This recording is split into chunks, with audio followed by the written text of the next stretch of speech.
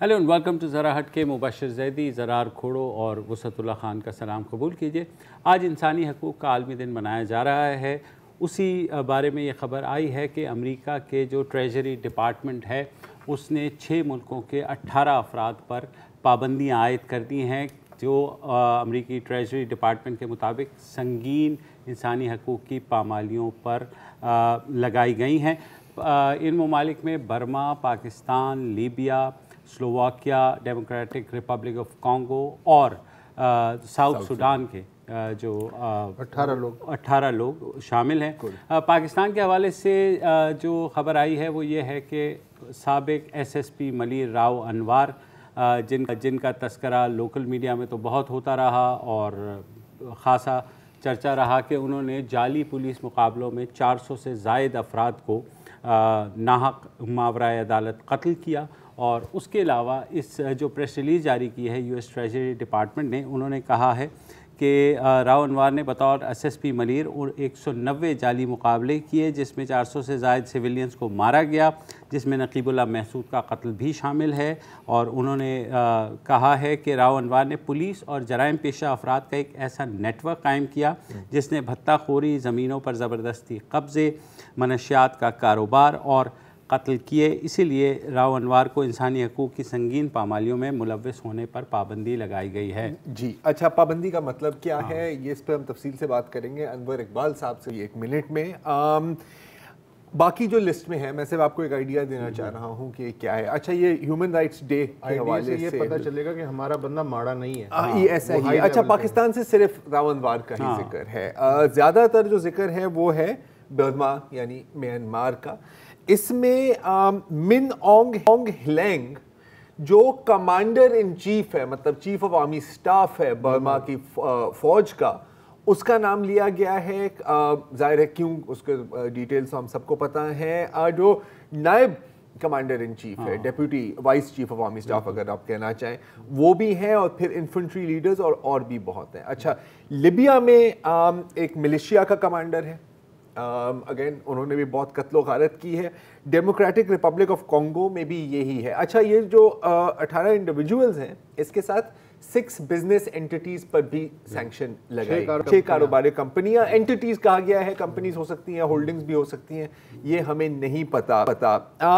Interesting बात इसमें यह भी है कि स्लोवाकिया का आपने जो जिक्र किया, हाँ, वो केस बड़ा इंटरेस्टिंग है। मारियन कॉकनर नाम का एक शख्स है और वो बेसिकली फाइनेंशियल करप्शन कर रहा था। और एक सहाफ़ी थी जैन कुचियाक, इन्वेस्टिगेटिव जर्नलिस्ट, वो इन्वेस्टिगेट करी थी तो इसके कत्ल के इल्ज़ाम में उसको डाला हुआ है। तो ऑन वन हैंड नस्ल कुशी भी है और दूसरी जानिब मुझे तो आप देखें ये अजीब ज़बरदस्त बात लग रही है कि साडा एक SSP बर्मा की फौज का जो चीफ ऑफ स्टाफ है उसके बराबर जो है उसका रुतबा है इस लिस्ट में इंसानी हुकूक की पामालियों के। हाँ, लेकिन फिर उसके साथ अगेन ऑंग सान सूची, उस पर हम आएंगे, उस पर हम नोबेल प्राइज विनर नस्ल कुशी को डिफेंड करेंगे। इस पर भी थोड़ी देर में भी बात करेंगे। राव अनवार के बारे में हम बात करेंगे। हमारे जो वाशिंगटन में करेस्पॉन्डेंट अनवर इकबाल साहब। अस्सलाम वालेकुम अनवर साहब। जनाब। अच्छा अनवर साहब, एक तो बताइए कि ये पाबंदियाँ असल में होती क्या हैं? ये मतलब सफरी पाबंदियाँ हैं, बाकी क्या इनके एसेट जब्त होते हैं, क्या होता है?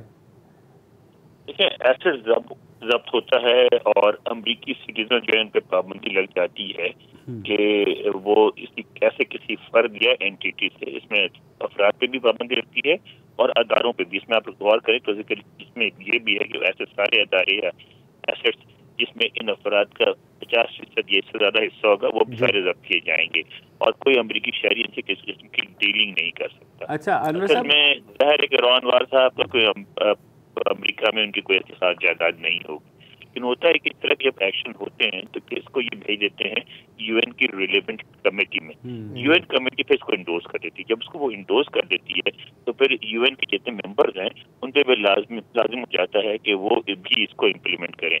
इस तरह फिर थोड़े अरसे बाद ये पाकिस्तान पे भी लाजिम होगा कि इस तरह की पाबंदी को अपने यहाँ इम्प्लीमेंट करे और पाकिस्तान पे प्रेशर बिल्डअप होगा कि आप राव अनवार के खिलाफ एक्शन। अच्छा, अब अनवर साहब एक बार मुझे बात समझाएं कि फ़र्ज़ करें कि मेरा कोई कारोबार है या मैं किसी तरह मेरा कोई कारोबार राव अनवार के कारोबार के साथ लिंक्ड है, مجھے اس وقت کتنا پریشان ہونا چاہیے؟ جو مقصد ہے اس طرح کی پابندیوں کا وہ یہی ہے کہ ایسے انڈیویجولس اور ان کے ساتھ ڈیل کرنے والوں کے لیے زندگی مشکل سے مشکل بنا. اگر سر یہ آخری سوال کہ تو اس کا مطلب ہے کہ اگر یو ایس کا موڈ ہوا کہ اسکرو ٹائٹ کرنا ہے تو بڑی آرام سے ٹائٹ کر سکتے ہیں، ایسا ہی ہے؟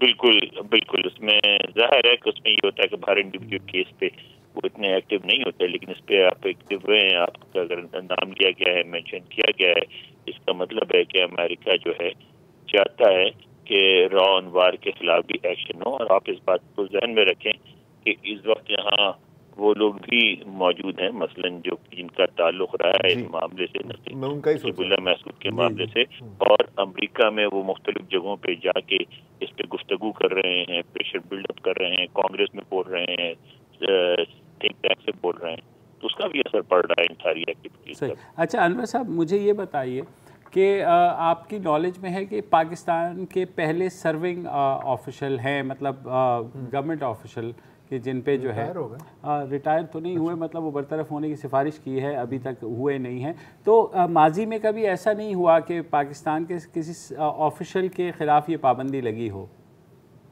نہیں لگی ہے، ہمارے ڈرگ اسمگلنگ کے حوالے سے لگی ہے مختلف، اور ہیومن رائٹس پہ شاید پہلی دفعہ ہو ہیومن رائٹس نہیں لگی، لیکن ہمارے یہاں جب بھی جس چیز کی ضرورت ہوتی ہے اس طرح کی پابندی لگتی رہی ہے. اچھا، اور یہ جو نیٹ ورک کے بارے میں کہا گیا ہے کہ انہوں نے پولیس کا نیٹ ورک ایک اسٹیبلش کیا کرمنل گینگز کے ساتھ، تو باقی جو پولیس والے ہیں ان کے ساتھ جو ملوث ہیں ان کے بارے میں بھی کارروائی ہوگی، یا اسٹینڈ الون راؤ انوار کو ایز اے رنگ لیڈر کارروائی کے لیے پریشر بڑھے گا ہماری حکومت تک، ان کے خلاف بھی کارروائی کریں. یعنی اب آپ امریکہ نے اس چیز کا اظہار کیا ہے کہ اب اس معاملے پہ نیوٹرل وہ نہیں ہے، اس پہ اس نے ایک پوزیشن لے لی ہے. تو اب اگر کبھی بھی کسی بھی ڈیلنگ پہ کسی بھی موقع پہ اس ایشو کو اٹھایا جا سکتا ہے دو طرفہ بات چیت میں بھی، ہیومن رائٹس کے موقع پہ بھی، اور کسی بھی سلسلے میں جب بھی کوئی گفتگو کی ضرورت محسوس ہوئی تو اس ایشو کو اٹھایا جا سکتا ہے. اچھا انور، ایک چیز میں کلیئر کرنا چاہ رہا ہوں کہ یہ جو لسٹ جو 18 افراد کی لسٹ سامنے آئی ہے، اچھا اس میں میانمار کا ملٹری چیف بھی ہے جس پر نسل کشی، باقاعدہ نسل کشی کا الزام ہے، لیکن اس کی ساتھ ساتھ ملٹری چیف بھی ہے اور نمبر 2 بھی ہے، number 2 vice military chief and also the 99 light infantry division کا کمانڈر چلے. لیکن اس کے ساتھ ساتھ میریان کوکنر جس پر صرف 2 قتل، صرف کا لفظ کا استعمال کروں گا کیونکہ یہاں پہ ہزاروں کی بات ہو رہی ہے، وہ بھی ہیں اس کے اندر، سلوواکیہ والے. تو یہ کوئی انیوژول بات ہے کہ راؤ انوار اس میں لسٹ میں آیا ہے؟ بیکاز جیسے آپ ذکر بھی کر رہے تھے، مطلب باقی لوگوں کو سینکشن کیا ہے، میں تھوڑا سا سرپرائزڈ ہوا ہوں اس کے بارے میں. یہ یوزول کام ہے یا تھوڑا انیوژول لگ رہا ہے آپ کو؟ نہیں، اس طرح ایک انڈیویجول کا اکیلے کسی ملک سے لانا، اگر آپ دیکھیں تو باقی جو ہے افراد کی لسٹیں گروپس ہیں جن میں ایکشن ہوا ہے، لیکن اس طرح ایک انڈیویجول کو لے کے آنا انیوژول تو ہے. لیکن اگر آپ ان کے را اینڈ وار کے ریکارڈ کو دیکھیں تو اس لحاظ سے پھر انیوژول بھی نہیں لگتا. اگر کوئی سیریسلی اگر ہیومن رائٹس کی ریسپیکٹ کرانا چاہتا ہے تو خامخواہ اس کی نظر جائے گی را اینڈ وار کی طرف پاکستان کی جب بھی بات ہوگی. بہرحال ان پہ بہت سیریس الزامات ہیں. صحیح بات، بہت شکریہ. اور ان کا کیس یہاں بھی چل رہا ہے. بہت شکریہ. اب یہ پاکستان کی ریاست، پاکستان کی عدالتیں کے لیے ایک بار پھر یہ چیز سامنے آ گئی ہے کہ یار اگر وقت پہ صحیح کام کر لو، صحیح بات ہے، تو پھر یہ نوبت نہیں آتی. آپ گریبان میں ہاتھ نہیں ڈالیں گے تو نیب گریبان میں، وہ جھانکنے کی بات ہو رہی ہے، لیکن ہاں بالکل ایک ہی بات، دنیا گریبان میں ہاتھ ڈالیں. ہاں مطلب کہ اگر آپ ایک آرٹ ایگزیبٹ نہیں برداشت کر سکتے، ہاں وہی چھوڑ دیتے یار. مطلب عدالت میں کیس تو چلتا ہی رہے گا، وہ تو ہمیں پتہ ہے 10 سال بھی چل سکتے ہیں. نقیب اللہ کے والد کی بھی رحلت ہو گئی ہے، اور وہ جو تصویر ہے استغفر اللہ، کہ مطلب نقیب اللہ کا بیٹا جس نے مطلب اپنے باپ کا جنازہ بھی دیکھا، اس وقت دیکھا کیا، اور آج کیا ہوا انسانی حقوق کے. اور آج جو ہے اسلام آباد میں اور دیگر شہروں میں انسانی حقوق کی کچھ ریلیز نکالی گئیں. ظاہر ہے کوئی بہت بڑا نہیں تھا، مگر اسلام آباد میں جو ہے آمنہ مسعود جنجوعہ جو defence of human rights of Pakistan کی سربراہ بھی ہیں، جن کے اپنے شوہر مسعود جنجوعہ وہ 2005 سے لاپتہ ہیں، انہوں نے ریلی نکالی اور انہوں نے یہ کہا کہ پاکستان میں ابھی بھی جو مسنگ پرسنز کا مسئلہ ہے وہ خاصا بڑا ہوا ہے، اور انہوں نے کہا کہ تقریباً 2800 کے قریب افراد مسنگ ہیں۔ اس سال 80 افراد مزید مسنگ ہوئے ہیں، اور اس کے علاوہ کچھ 12 لوگ جو ہیں وہ واپس آئے ہیں، جبکہ 3 کو مردہ ڈکلیئر کیا گیا ہے، یعنی یہ بتایا گیا ہے کہ وہ گمشدگی کے دوران ان کی ہلاکت ہوئی ہے۔ تو انہوں نے زور ڈالا عمران خان کے اوپر کہ آپ کیونکہ بہت باتیں کرتے تھے مسنگ پرسنز کے بارے میں جب آپ اپوزیشن میں تھے، تو آپ خدا کے لیے کچھ کر لیں اور سارا کچھ جو ہے تو یہ تھا۔ پھر انہوں نے تذکرہ یہ بھی کیا کہ جو سابق فاٹا کی طرح پہ ایک لا لے کے آیا گیا سویلین ایڈ کے لیے آرم فورسز کا، وہ تو خیر ہاں خیبر پختونخوا میں وہ سپریم کورٹ میں زیادہ بھی ہے۔ انہوں نے کہا کہ اس طرح کے ریگریسو لاز جو ہیں مزید وہ کریں گے، لیکن کیونکہ سپریم کورٹ وہ چیز سن رہی ہے، انٹرنمنٹ سینٹرز کا مسئلہ بھی اس کے سامنے ہے، تو میرے خیال میں عدالت جو ہے اس کے بارے میں آج کوئٹہ میں بھی کچھ ہوا ہے، وہ جلیلہ حیدر اور ان کے جو ساتھی ہیں انہوں نے بھی تقریباً ہر جگہ ہی کچھ نہ کچھ چھوٹے موٹے ہوتے رہتے ہیں، اور دنیا میں کیا کچھ ہو رہا ہے اس پر ہم بات کرتے ہیں۔ دنیا سے مراد اگر انڈیا ہے تو میں ضرور نہیں، ہم میانمار بھی لا سکتے ہیں، یار میں بوسنیا بھی لا سکتا ہوں۔ آپ کہاں تک جانا چاہ رہے ہیں؟ کہاں تک جانا؟ ٹائم کم ہے، نہیں آپ ایسے کہو انڈیا تک رہو، چلو انڈیا تک۔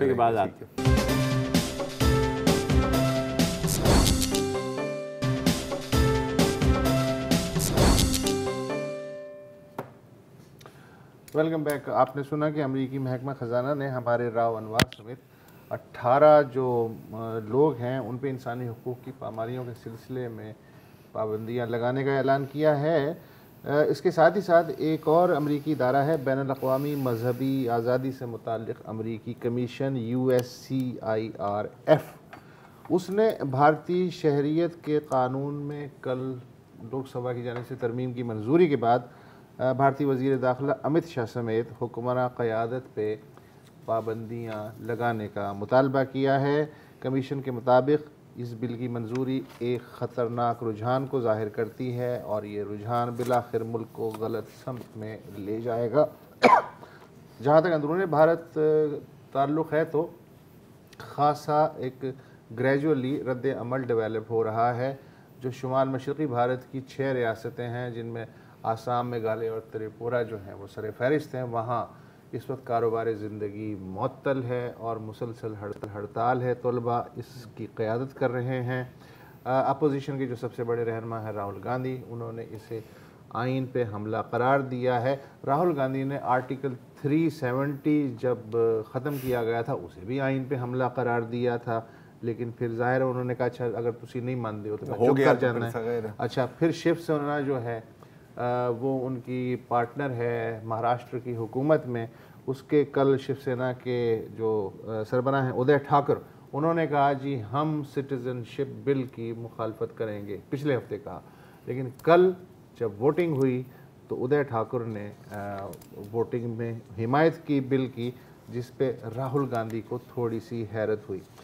عجیب بات یہ ہے کہ لوک سبھا میں 543 ٹوٹل سیٹیں ہیں، اس میں بی جے پی اور ان کے اتحادیوں کی 350 سیٹیں ہیں اور اپوزیشن کی 193 سیٹیں ہیں، لیکن کل جب یہ بل حتمی رائے شماری کے لیے پیش ہوا آدھی رات کو تو اس بل کے حق میں 313 ووٹ آئے، جبکہ اپوزیشن کے 193 میں سے صرف 80 نے اس کے خلاف ووٹ دیا، باقی کدھر چلے گئے کچھ نہیں پتا۔ سب ناٹسی کھیل رہے ہیں، سب ناٹسی کھیل رہے ہیں۔ اچھا معیاری ناٹسی بھی نہیں، ہمیں جو ناٹسی ملتے ہیں وہ بھی 2 نمبر ہوتے ہیں۔ اچھا اب میں راجیہ سبھا کا بتا دوں، اب راجیہ سبھا میں یہ بل جائے گا۔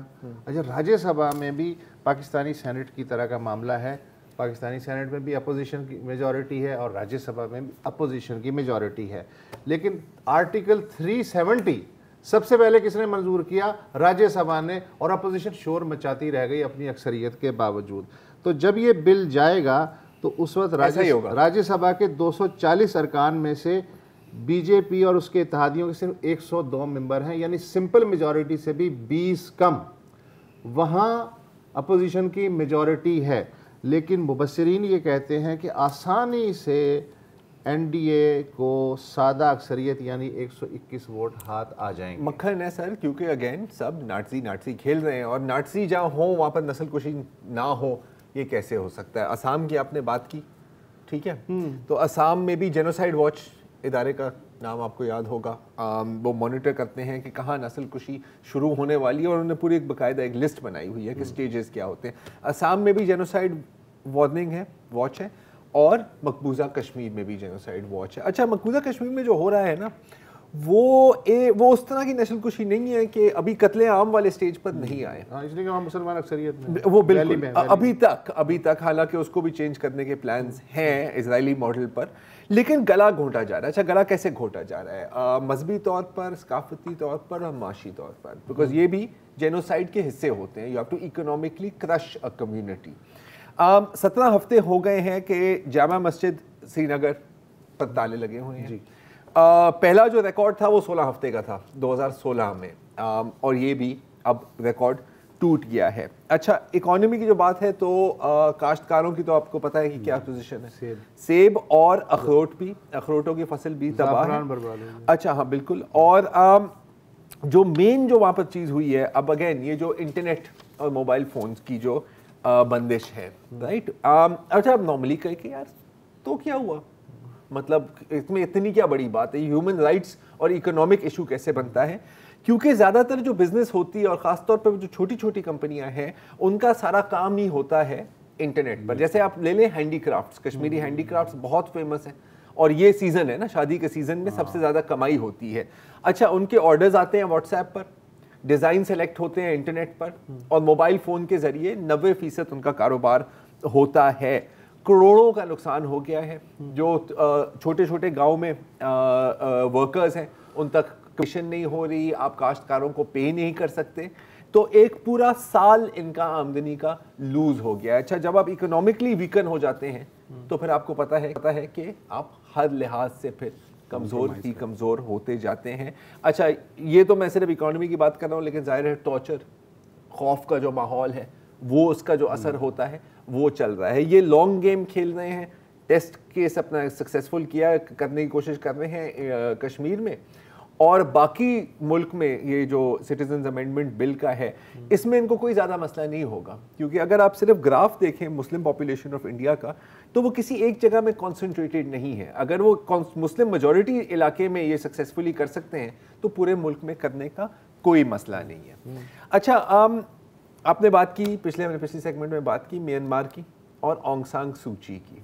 हाँ, मैं इसमें मजीद बात करने से पहले आपको मैं कोई ऐसी मिसाल है कि नोबेल पीस प्राइज वापस लिया जा सके? अभी तक मुझे नहीं पता है इसके बारे में, लेकिन पहली दफा ये मिसाल हुई है कि नोबेल पीस विनर नस्ल कुशी का दिफा करेगी इंटरनेशनल कोर्ट ऑफ जस्टिस में। अच्छा, वो कैसे, मैं आपको एक छोटा सा वीडियो सुनाना चाह रहा हूँ, थोड़ा सा ऑडियो के साथ, अगर इसको आप प्ले करें। वो बांग्लादेश में जो रोहिंग्या का कैंप है, देख रहे हैं, ये बांग्लादेश के में रोहिंग्या का जो कैंप है, ये क्या कह रहे हैं, आपको आवाज आ रही है? एक लफ्ज बोल रहे हैं, ये कह रहे हैं गैम्बिया। अच्छा, लोग कहेंगे गैम्बिया क्या है यार? एक वेस्ट अफ्रीका की इंतहाई छोटी सी रियासत है, पूरी उसकी जो जीडीपी है वो है कितना, $1 बिलियन, पूरा जीडीपी, कुछ नहीं है। हाँ, मतलब एप्पल एक महीने में ये कमा लो जो ये लोग साल में मुश्किल से बनाते हैं। 57 मुस्लिम ममालिक हैं इस दुनिया में, किसी ने अपनी इस तरह आवाज़ नहीं उठाई। गैम्बिया ने क्या किया कि गैम्बिया ने बाकायदा मुकदमा कर दिया है म्यांमार पर नस्ल कुशी का, और म्यांमार से कौन जाएगी डिफेंड करने के लिए? ऑंग सान चली गई हैं अभी आज। तो हम ह्यूमन राइट्स की बात कर रहे हैं ना सर। ये गैम्बिया ने ये कहा कि मैं सारे रोहिंग्या लेने को तैयार हूँ, अगर OIC जहाज दे दे। हमारे पास जहाज नहीं है, किराया नहीं है, जहाज नहीं आज तक। छोटा मुल्क बड़ा दिल। हाँ, OIC।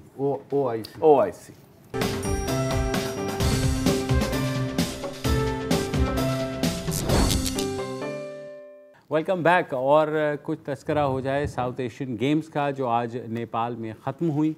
पाकिस्तान ने चौथी पोजीशन ली है जनूबी एशियाई ममालिक में। भारत जो है वो सर फहरिस्त रहा 174 गोल्ड मेडल के साथ। पाकिस्तान के गोल्ड मेडल की तादाद 32 रही। पाकिस्तान से ऊपर नेपाल और श्रीलंका भी रहे। कुछ रिकॉर्ड्स भी बनाए हमारे जुवलाइन थ्रो जो कैटेगरी में हमने रिकॉर्ड बेहतर किया साउथ एशियन गेम्स का। हमारे साथ फैज़ान लाखानी मौजूद हैं, बहुत ही मशहूर खेल के करस्पॉन्डेंट हैं, जानते हैं, सारा कुछ करते हैं, हमारे दोस्त भी हैं, खिलाड़ी हैं। हाँ ऐसी क्या बात, खुद भी खिलाड़ी हैं और हम अनाड़ियों के साथ बैठे वो एक हैं, अलग बात तो मेरे ख्याल की बात है ओवरलोड के साथ तो फैज़ान बताइए क्या कहानी रही सैफ गेम्स की, साउथ एशियन गेम्स? मुबशिर भाई हम ओवरऑल देखें पिछले 12-15 साल में अपनी परफॉर्मेंस तो गोल्ड मेडल्स हमने ऑफ कोर्स पिछले इवेंट से ज़्यादा लिए। इनफैक्ट अगर इस बार 32 लिए, पिछले 2 एडिशन में मिला के हमने 31 लिए थे। 12 हमने 2016 में लिए थे, उससे पहले 2010 में हुए थे गेम्स, उसमें 19 लिए थे, यानी पिछले 2 एडिशन में हमने 31 कलेक्टिवली लिए थे, इस बार 32 ले लिए। तो अगर नंबर वाइज स्टैटिस्टिकली देखें तो अच्छा लगता है, बट अगर हम रियलिस्टिकली देखें तो नेपाल हमसे आगे हैं, श्रीलंका हमसे आगे, और श्रीलंका ने रिमार्केबल इंप्रूवमेंट शो की है एथलेटिक्स में भी खास तौर पर, और काफ़ी अच्छा ये कह के एथलेटिक्स में सबसे ज़्यादा मेडल्स श्रीलंका लेकर गया, तो उसने काफ़ी इंप्रूव किया। हमने भी पहले से बेहतर किया, बट जो इश्यूज़ आए हैं कि सैफ गेम से पहले ही 10 दिन पहले कैंप लगता है, क्योंकि किसी भी इवेंट में मुबशिर भाई आप 10 दिन में कोई तैयारियां नहीं कर सकते, ईयर्स ऑफ ट्रेनिंग, तो तब जाके आप कुछ एथलीट बनते, गोल्ड मेडलिस्ट बनते। ओलंपिक्स की अगर हम बात करें तो यूके एक मेडल पर 3 मिलियन पाउंड खर्च करता है, 3 मिलियन पाउंड एक मेडलिस्ट पर। हमारा प्रॉब्ली शायद इतना स्पोर्ट्स बजट होगा पूरे साल का। तो ये चीज़ें है कि स्पोर्ट्स की तरफ से तवज्जो नहीं दी गई। इससे पहले क्योंकि नई गवर्नमेंट बनी थी, स्पोर्ट्स की टास्क फोर्स बनी थी, तो बहुत लंबे अरसे तक स्पोर्ट्स के फंड्स ही मुंजमद हुए थे। आपको याद होगा कि इस साल अप्रैल के स्टार्ट में इनाम बट को एशियन चैम्पियनशिप में जाना था, बट वो नहीं जा सका क्योंकि फंड्स उसको रिलीज़ नहीं हो सके। उसकी वजह से उसका पूरा ओलंपिक्स का जो ये समझ लें कि ट्रैक है वो मुतासिर हुआ। इस तरह बहुत सारी चीज़ें थी जो सिर्फ फंड्स ना होने की वजह से या फंड्स फ्रीज होने की वजह से ना हो सकी। फ्रीज की बात कर रहे हैं, ये मतलब देखिए ना होना तो समझ में आता है, फ्रीज का क्या मतलब है? असल में एक स्पोर्ट्स टास्क फोर्स बनाई गई थी। बहुत सारी टास्क फोर्सेस बनी, जिसमें स्पोर्ट्स टास्क फोर्स एक थी, ये जो एहसान मानी हेड कर रहे थे। तो उस वक्त जब टास्क फोर्स की जब तक तमाम सिफारिशात पर काम नहीं हो जाना, तो उस वक्त तक किसी को फंड्स नहीं मिल रहे थे। बट फिर ऐसा ऐसा ग्रेजुअली कहा गया कि जो फेडरेशन जीत रही है एटलीस्ट उनको तो दो, जो मेडल प्रोस्पेक्ट्स है उनको तो दो। मतलब ये सोचे समझे बगैर बस हमने तय कर लिया कि बंद कर दो, तो किसी को भी अकाउंटेबिलिटी होनी चाहिए। हॉकी फेडरेशन से पूछना चाहिए, बॉक्सिंग फेडरेशन से पूछना चाहिए, POA से पूछना चाहिए कि आपको जो फंड्स मिल रहे हैं, जिसको फंड्स मिल रहे हैं आप हिसाब लें। लेकिन कभी किसी ने पूछा है पहले? हॉकी वालों से पूछते रहते हैं, वो भी बस इसलिए कि हॉकी में बहुत ज़्यादा फंड्स इन्वॉल्व हो जाते हैं। उसके अलावा फुटबॉल में क्योंकि फीफा की इन्वॉल्वमेंट बहुत ज़्यादा हो जाती है, फीफा से कोई $1 मिलियन के लगभग मुख्तलिफ मद में आ जाते, तो उस वजह से हर किसी की नज़रें फीफा या हॉकी पे तो होती है, लेकिन दूसरी चीज़ों पे अकाउंटेबिलिटी पे नहीं होती है। और आप ज़रार भाई अगर देखें तो हार्डली किसी भी स्पोर्ट्स फेडरेशन के अकाउंट्स पब्लिक फिगर होते हैं या वेबसाइट पे मौजूद या पब्लिकली रिलीज हो रहे होते हैं। अच्छा, हमारा जो कंटिंजेंट जाना था वो तो पहले से 400 से ज़्यादा एथलीट से, बाद में उसको भी कम किया गया, किट्स तक वक्त पे अरेंज नहीं हुई, खाने का मसला हुआ, वो क्या कहानी है? ऐसा था कि जब साउथ एशियन गेम्स के लिए तैयारियां हो रही थी, फेडरेशन से अपने इनिशियल स्कॉट्स भेजे POA ने, और फिर पूरा 400 प्लस का एक स्कॉट POA ने सजेस्ट किया स्पोर्ट्स बोर्ड को, बट फिर उसमें मीटिंग्स होती रही। उन्होंने कहा इसको कम करें, तो POA ने जो कम कर सकते, उन्होंने कहा कि यार 350 के लगभग हम भेजे, उसको मजीद कम करके 246 कर दिया गया। तो कुछ ऐसे इवेंट्स हैं जिसमें पाकिस्तान मजीद मेडल्स जीत सकता था। जैसे कराटे में हम मैक्सिमम पार्टिसिपेशन के साथ जाते हैं 10, 15, 20 मेडल्स, और हमारे पास अगर हम फुल स्ट्रेंथ के साथ जाते तो ज़रूरी नहीं कि गोल्ड आते, बट ओवरऑल हमारे मेडल्स की टैली बढ़ सकती थी, और हम शायद अगर हम 8 गोल्ड मेडल और ले लेते तो हम आज श्रीलंका से ऊपर हो सकते थे। बस हमने ये उस वक्त सोचा नहीं कि बस वो जो कहते हैं ना किफ़ायत शारी की एक मुहिम है, तो बस पैसे बचाओ और बस सिर्फ उन्हीं को भेजो जिनकी ज़रूरत है। तो ये चीज़ें स्पोर्ट्स में देखें, प्लेयर सीखता उसी वक्त है जब कम्पीट करता है, जब टॉप लेवल जगह जाके कंपटीशन करता है। साउथ एशियन गेम्स हमारे लिहाज से एक टॉप लेवल कंपटीशन है, जहाँ जो पाकिस्तान का स्पोर्ट्स का स्टैंडर्ड है। इंडिया ऑल्दो वहाँ पे अपने ये कह लें कि 2nd दर्जे के भी नहीं 3rd दर्जे के प्लेयर्स भेजता है, वो भी इतने टफ होते हैं कि वो हमारे प्लेयर्स को, हमारे टॉप प्लेयर्स को भी भरपूर चैलेंज कर रहे होते हैं। तो ये चीज़ें हमें देखनी चाहिए कि कम्पीट करेंगे तो आगे प्लेयर बेहतर होगा। अच्छा फैजान, आपके लिए टॉप स्टैंड आउट परफॉर्मेंस हमारी साउथ एशियन गेम्स में कौन सी थी? अरशद नदीम, जेवलिन थ्रोअर, इसने पाकिस्तान का नेशनल रिकॉर्ड बनाया, सैफ गेम्स का रिकॉर्ड बनाया और ओलंपिक्स के लिए क्वालिफाई कर लिया। He first ever Pakistani to throw 86 plus metre, in fact 86.29 इसका एग्जैक्ट थ्रो था। اور اس نے اولمپک کے لیے کوالیفائی کر لیا کیونکہ 85 میٹر تھرو پہ آپ کوالیفائی کر جاتے ہیں, وہ منیمم انٹری اسٹینڈرڈ ہے, اس پر وہ کوالیفائی کر جاتا ہے. اور اس کی ریمارکیبل پرفارمنس اس لیے ہے کہ پچھلے 3 سال پہلے یہ 69 تھرو کرتا تھا. آہستہ آہستہ اس نے پچھلے 2 سال میں اپنے ریکارڈ کو 7 مرتبہ بہتر کیا, 7 times he has improved his own record. تو یہ شو کر رہا ہے کہ کتنی ہارڈ ورک ارشد ندیم کر رہا ہے. اور ایک بڑا انٹرسٹنگ فیکٹ, یہ once upon a time he wanted to be a cricketer, fast bowler تھا اور فاسٹ بالنگ کرتا تھا, اور اس چیز نے اس کو جیولن تھرو میں اب نیزہ پھینکتا ہے. اور یہ چیز آپ دیکھیں کہ ہم ایک ون اسپورٹ نیشن بنے اور ہم سب چیزیں چھوڑ کے کرکٹ کی طرف جا رہے ہیں. اس نے کرکٹ چھوڑ کر دوسرا اسپورٹ اپنا ہے اور اس میں پاکستان کے لیے کتنا نام کمایا. ایشین گیمز میں اس نے میڈل جیتا, ساؤتھ ایشین گیمز سے جیتا, اولمپکس سے, لیکن اوپر والوں کو کون سمجھائے گا. اور آپ کو ایک اور چیز بتاؤں, جو اس کا تھرو تھا نا 86 اراؤنڈ 3, اگر یہ ریو اولمپکس میں ہوتا ہے اور یہی تھرو کرتا تو یہ برانز میڈل اولمپکس کا جیتتا, کیونکہ وہاں جو برانز میڈلسٹ تھا اس کا 85 پوائنٹ سم تھنگ اس ٹائم پہ. انفیکٹ لنڈن اولمپکس میں بھی اراؤنڈ ایسا ہی تھا, بٹ یہ دونوں جگہ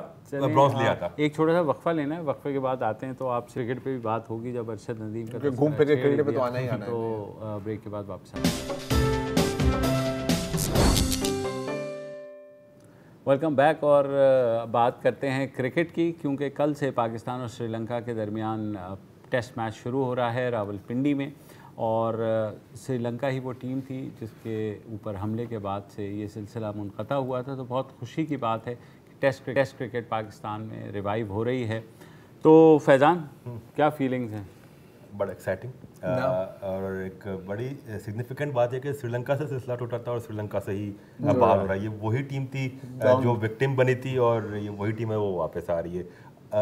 اس ٹیم میں جو اوریجنل اسکواڈ کا اعلان ہوا تھا اس میں سرنگا لکمل بھی موجود ہے جو اس بس میں موجود ہے جس پر اٹیک ہوا تھا. الدو اب وہ ڈینگی کا مرض ہو گیا ان کو تو وہ نہیں آ رہے, ورنہ لکمل بھی واپس آتے تو اور بھی اچھا میسج جاتا کہ سمبولک ہوتا. اور یہ بڑی اہم سیریز ہے Pakistan, it's more than cricket for Pakistan. اب یہ دنیا کو بتانا ہے کہ دیکھیں سری لنکا کی ٹیم اب واپس آ گئی ہے اور بھی چیزیں آئیں. آپ آہستہ آہستہ ویسٹرن کنٹریز تھوڑے سے ریلیکٹنٹ ہوتے ہیں, وہ نہیں آتے تھے جلدی کنوینس ہوتے. پی ایس ایل نے بڑا رول پلے کیا. اب آپ اگلے اسٹیپ میں بنگلہ دیش کا ساتھ آپ لگے ہوئے تو ہیں کہ وہ آئیں, کوشش پوری ہے پاکستان کرکٹ بورڈ کی. ساتھ میں Australia, England, New Zealand, South Africa, یہاں کی 8 ٹیمز انڈر 19 ٹیمز کو بلائیں. اس میں تھوڑا سا آپ پہ پریشر کم ہوتا ہے, تھوڑی سی لائم لائٹ کم ہوتی ہے, ہائپ کم ہوتی ہے, تو آپ وہ ایزیلی مینیج ہوں گے. تو آہستہ آہستہ چیزیں, یہ جو 3-4 سال پہلے سلسلہ شروع ہوا تھا اور شہریار خان اور نجم سیٹھی کو اس کا بڑا کریڈٹ جاتا ہے. جو شہریار کے دور میں زمبابوے کی ٹیم آئی تھی شہریار صاحب کے دور میں, پھر نجم سیٹھی نے جو بڑے کانکریٹ اسٹیپس لیے, پی ایس ایل کا تمام against all odds P S L کا میچ کروایا لاہور میں, پہلا فائنل ہوا, پھر ورلڈ 11 کی ٹیم آئی, پھر ویسٹ انڈیز نے آ کے میچز کھیلے, پاکستان میں 3 میچز ہوئے اور پھر 8 میچز ہوئے. تو پی ایس ایل نے بھی بڑا رول پلے کیا. اب ہم فائنلی کہہ سکتے ہیں کہ کرکٹ کمز ہوم. اب ٹیسٹ کرکٹ آئی ہے نا, اب ہم یہ دعویٰ کر سکتے ہیں کہ cricket is back to Pakistan. Bangladesh کے ساتھ کم و بیش فائنلائز ہوا ہے. دیکھیں بنگلہ دیش کا بھی ٹور ہمیشہ وہی ہو جاتا ہے کہ گورنمنٹ کے معاملات بیچ میں آ جاتے ہیں, جس طرح انڈیا کا بنگلہ دیش کا بھی ہے. یہ اگر ہم ان کے بورڈ ٹو بورڈ سطح دیکھیں تو بورڈ کافی پازیٹیو ہے. بورڈ نے جو ابھی سیکیورٹی ڈیلیگیشن بھیجا تھا, اور انفیکٹ ابھی بنگلہ دیش کی جونیئر ٹیمز بھی پاکستان کا دورہ کر کے گئی ہے, ویمن ٹیم پاکستان کا دورہ کر کے گئی ہے. تو اب بنگلہ دیش کے پاس کوئی ریزن نہیں ہے نہ کرنے کا, لیکن پولیٹیکل مسئلے آ جاتے ہیں نا, پولیٹیکل مسئلے آف کورس وہاں آ جاتے ہیں, لیکن اب بڑے ہوپ فل ہے پاکستان کرکٹ بورڈ کہ وہ بنگلہ دیش کو ہوسٹ کرے گا. اور ایک اور چیز بنگلہ دیش کی سیریز میں ہونے جا رہی ہے کہ ڈے نائٹ ٹیسٹ پاکستان کی سرزمین میں پہلا, اگر بنگلہ دیش آ جاتی تو پاکستان میں پہلا ڈے نائٹ ٹیسٹ ہوگا. تو آہستہ آہستہ بیبی اسٹیپس لے رہا ہے پاکستان کرکٹ بورڈ. اور وسیم خان نے ابھی جس طرح آسٹریلیا گئے تھے, وہاں آسٹریلین بورڈ سے جو باتیں ہوئی ہے, اگر وہ چیزیں آہستہ آہستہ چیزیں ہوتی تو very soon we will be hosting Australia on Pakistan. دوسرا یہ بتائیے کہ ہار جا رہے ہیں ہم, تو کیا سری لنکا سے کوئی جیت کی امید رکھیں؟ سری لنکا جس طرح ہمیں لمیٹڈ اوورز کی سیریز میں ٹف ٹائم دے کر گیا تھا, انفیکٹ ون ڈیز میں بھی ٹف ٹائم دیا. پہلے مکی آرتھر ہمارے پاس تھے, اب ان کے پاس, اور مکی آرتھر کو ہمارے سارے راز پتہ بھی ہے, مطلب کس طرح پاکستان ٹیم کو ٹیکل کرنا ہے. مکی آرتھر کو کیا بچے کو پاکستان کے راز پتہ نہیں, ان کی بیٹنگ جو ہے ایسے بتا رہے ہو جیسے پتہ نہیں کسی تجوری میں رکھے ہوئے ہیں. پوائنٹ پروو کرنا ہے کہ یار آپ نے مجھے فارغ کیا اور جس نے مجھے فارغ کیا وہ بیٹھا ہے, اب میں بتاتا ہوں میں اس سے بہتر. تو یہاں پر یہ تھوڑا سا یہ دو کوچز کی بھی ایک سمجھ لے کہ ایگو کا بھی ایک, یہاں پہ ایگو نہیں بٹ پروفیشنلزم اور اپروچ کا ظاہر ہے جیتنا ہے یار آف کورس. اور مکی از اے ویری گڈ کوچ, جتنا میں نے مکی کو کور کیا پچھلے 3 سالوں میں, اور ابھی وہ بتائے گا کہ وہ کتنا اچھا اور بتائے گا. اور مکی میں تھوڑی سی پیشنس تھی, وہ پینک بٹن نہیں کرتا تھا, اور آہستہ آہستہ वो चीज़ों को लेके जाता Build करता है। वो बिल्ड करता है। मिकी थोड़ा ट्रस्ट करता था यंगस्टर्स पे, यंग ब्लड पे ज़्यादा ट्रस्ट करता था। तो ये चीज़ें आगे आप श्रीलंकन क्रिकेट में भी देखेंगे। अजहर अली को भी पता है ना, अजहर अली को भी बहुत चीज़ें पता है, बट ये कि डिफिकल्ट सीरीज होगी। पिंडी में तो अभी फोरकास्ट बारिश की हो रही है। कराची में अच्छा कंटेस्ट होगा। आप देखते हैं कि पिंडी के तो यही इतलात है कि शायद फवाद आलम को मिले, लेकिन उम्मीद है कि कराची में शायद फवाद को मौका मिल जाए। वो भी बड़ा कैसे कहते हैं, ये तो आने वाला कल ही, ये तो आने वाला वक्त बताएगा। जी बिल्कुल।